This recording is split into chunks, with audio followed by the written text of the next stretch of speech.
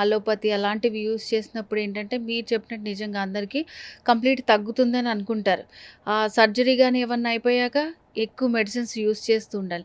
So, దీంట్లో ఏంటండి guarantee అసలు ఇది చేయించుకుంటే ఇంక మళ్ళీ రాదు, తగ్గిపోతుంది పేషెంటు పంచకర్మ చికిత్సలు పర్ఫెక్ట్‌గా తీసుకొని, మందులు జాగ్రత్తగా వాడుకుంటా, కొంచెం ఆహారాలు, విహారాలు అంటే తినే ఫుడ్డు, మనం చేసే పనులు జాగ్రత్తగా కంట్రోల్ చేసుకుంటే ఈ వ్యాధనే కాదని ఏ వ్యాధి కూడా పరిష్కారం అనేది ఉంటుంది. పేషెంట్ చేతుల్లో ఎక్కువ ఉంటుంది.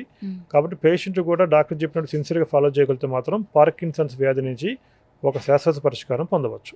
సో, అంటే ఈ పార్కిన్సన్స్‌కి, పంచకర్మ దీనికి డిఫరెంట్‌గా ఉంటుందా? ఎట్లా చేస్తారండి? పంచకర్మ అనే పేరు అందరూ వింటారు పంచకర్మ అని. అవును. మీరన్నట్టు అది చాలా మంచి ప్రశ్న మీరేసారు. ఎందుకంటే నడుము నొప్పికి పంచకర్మ చేస్తారు, మోకాళ్ళ నొప్పులకి చేస్తారు, పార్కిన్సన్స్ వ్యాధికి చేస్తారు. కానీ పార్కిన్సన్స్ వ్యాధి డిసీజ్కి వచ్చే ప్రతి డిసీజ్కి ఏంటంటే కొన్ని స్పెషల్ మెడికేటెడ్ ఆయిల్స్ ఉంటాయి. ఈ హెర్బల్స్ చేసిన మెడికేటెడ్ ఆయిల్స్ అనేది డిఫరెంట్గా ఉంటాయి. పార్కిన్సన్స్ వాళ్ళకి వాడే ఆయిల్స్ వేరే ఉంటాయి. ఆ పార్కిన్సన్స్ వ్యాధులు ఉన్న వాళ్ళు కూడా సివియారిటీని బట్టి ఫస్ట్ స్టేజ్, సెకండ్ స్టేజ్లో ఉంటే వాడే ఆయిల్స్ వేరే ఉంటాయి. లేదా ఫోర్త్ స్టేజ్, ఫిఫ్త్ స్టేజ్లో ఉన్న వాళ్ళకి వాడే పంచకర్మ చికిత్సలో వాడే ఔషధాలు వేరే ఉంటాయి. అలా పేషెంట్ యొక్క కంప్లైంట్ బట్టి కన్సల్టేషన్ టైంలో డాక్టర్ కన్సల్టేషన్ అయిన తర్వాత డిసైడ్ చేసి ఏ మందులు వాడాలి, ఏ ట్రీట్మెంట్ చేయాలి, ఎన్ని రోజులు చేయాలి, ఎట్లా ఏ టైంలో చేయాలి అనేది డాక్టర్ కన్సల్టేషన్లో డిసైడ్ చేసి చెప్తారు. దాని ప్రకారం ట్రీట్మెంట్ అనేది ఫాలో చేయాల్సి ఉంటుంది.